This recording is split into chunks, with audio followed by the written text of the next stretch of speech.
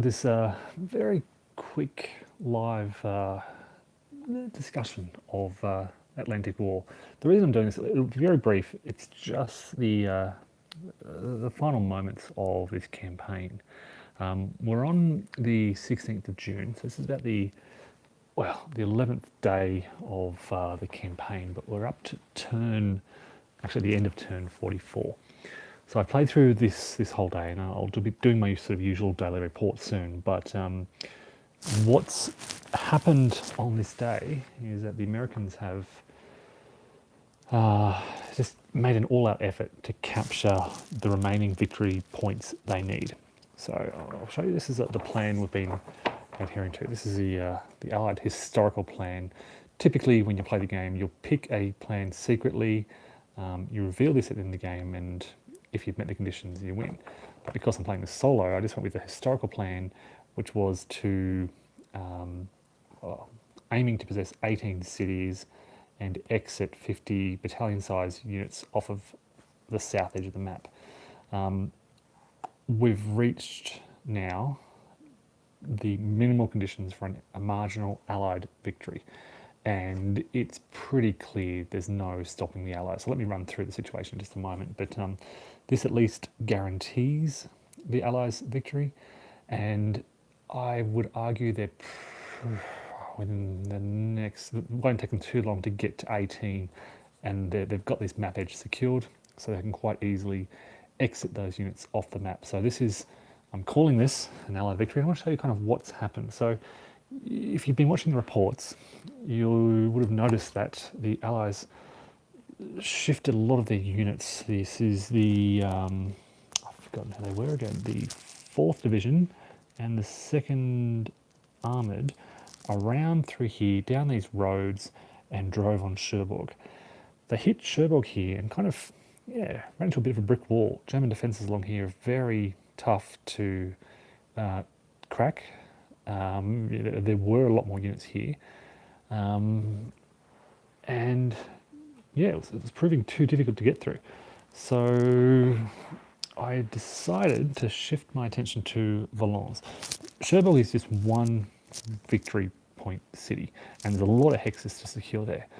Valence is still a fairly large city, 1, 2, 3, 4, 5, 6 hexes required to capture, but I've brought these armoured units around here and focused my efforts here. Brought the artillery around as well, self-propelled artillery, made it up there pretty quickly on these roads, and launched a series of pretty heavy assaults on Valence, surrounded the German pretty strong battalions, 9-strength battalions that were in there, eliminated at least 2 of them, and forced the rest to rally to stop the German assault. Hey Adam, morning for you. It's almost midnight here, so just a quick report to finish this off. I'm just about done. This is I think my final turn. The attack on Saint-Sever-le-Vicomte went pretty smoothly. Germans were forced out, but the big breakthrough happened in kind of this area here. And it wasn't necessarily in pursuit of a victory condition, just the focused targeting of weaker German units. If you watched the last video I did, I spoke about how the Americans were basically just picking off they look along the line for a reduced battalion, concentrate their efforts there, try to eliminate this battalion, or at least reduce it to a company, and then pursue. And they did this along this kind of whole gap here. There are a couple of reduced units. They targeted them, reduced them to companies, or eliminated them. The Germans were throwing their headquarters units into the lines to try and to slow down the Americans. This road here was critical. Once the Americans had secured this road, you can see there's still some Germans there, so they do have to kind of get around this area here. But if you look, you might notice. Yeah, I agree. It was over days ago for the Germans. The Americans have gone through, captured Carteret, Brickebeck, with some pretty strong, what do we call them, reconnaissance, mechanized infantry units, 10 strength, 5 anti-tank 14 movement, so they race along these roads quite quickly. I mean, this unit could reach Cherbourg in one action. This little gap that opened up, actually several places, you can see the infantry coming through here, infantry coming through here. This kind of enables supplies to flow through. They've reached the coast, of course, both here and further down the line. You can see around here, so there's a few kind of these German units here are kind of pocketed. I don't know if they can really break out of there, so they're going to be in trouble. They're going to be isolated. There's not many of them. Again, a reduced battalion, a company, and two strong formations here, but they won't be able to do much. So alongside this main attack, the Germans are trying to rally and pull back, but then, of course, around this clear terrain, I mentioned this in the video a couple of turns ago, the 101st Airborne broke into this clear terrain and were again picking off the Germans. They weren't so much driving for this, let's say, objective, just trying to reduce their opponents. Maybe they should have driven towards it because they could have quite easily captured it. But now we have some more German reinforcements from the 353rd Division. They've rushed onto the map from the south and are holding Lessay. That won't be held for long. You can see you've got basically 9th Division, 79th Division and 101st all in this area versus a very small German formation here. So yeah, if I were to continue, that would not hold out for long. It's the same around here at Perrières, as the Germans have sort of shifted their lines to the west. They've left this position quite vulnerable, and the second is pretty much ready to go into action. They have been pretty quiet on this front for the past week. And yeah, they're ready. They've got this density to launch an offensive. They could be helped from the 29th. That could be helped from the second here. Even the first can begin to punch some holes.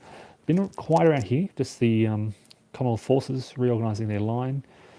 And around here, I've had an assault on Villers-Bocage, and I'm probably one turn away from maybe 2 turns just to be safe. I could have attacked in the night turn, but decided not to.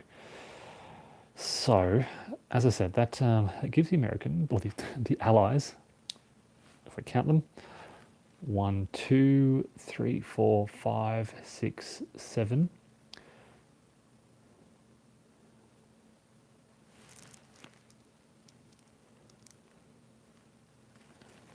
Uh, 8, 9, 10, 11, 12, 13, 14, at least 15. I may have missed 1 or 2. They also captured, is it FSC? FSC, yep, out here this turn. The Germans didn't put up much of a fight out here.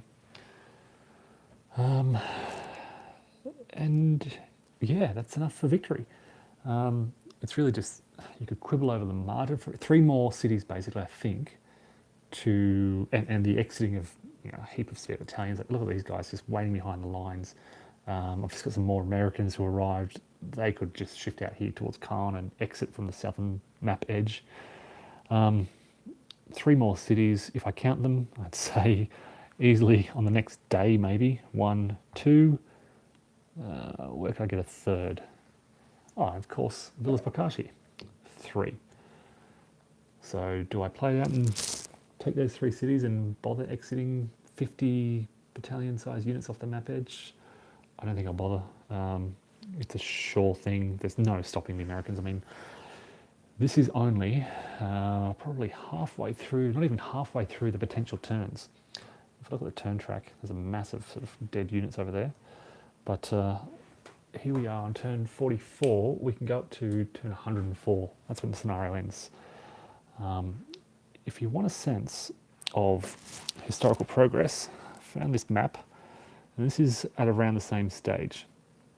So this is the 16th of June. So you'll notice it's hard to make out the cities, but what have we got? We've got sort of Bayeux here, Caen, being held obviously. So Villers-Bocage is I think around this area. Carentan has been captured by this stage, and you can see the forces driving out to cross the peninsula. So yeah, certainly way ahead of schedule. Um, I attribute that largely to those successes on the first day. In terms of what next, look, I might just leave this set up for a day or two, just to have a look over it. But then I should be getting Ted Race's The Dark Summer, hopefully arriving tomorrow, if not the next day or the day after, hopefully this week. And that's his new Dark series game on the Battle of Normandy. So I'll be interested to see how that compares. Like I said, this is just a quick capture of this final moment. I'll be doing a report on this, just summarising pretty much what I just said, and then I'll do a sort of a wrap and review, sharing my thoughts. So yeah, I'll sign off here, but thanks everyone for tuning in. And Dark Summer, yeah, what did I say? So there's Dark Valley, Dark Sands, and the Normandy one is Dark Summer. So yeah, looking forward to cracking that open. All right, folks, take care. I'll talk to you later.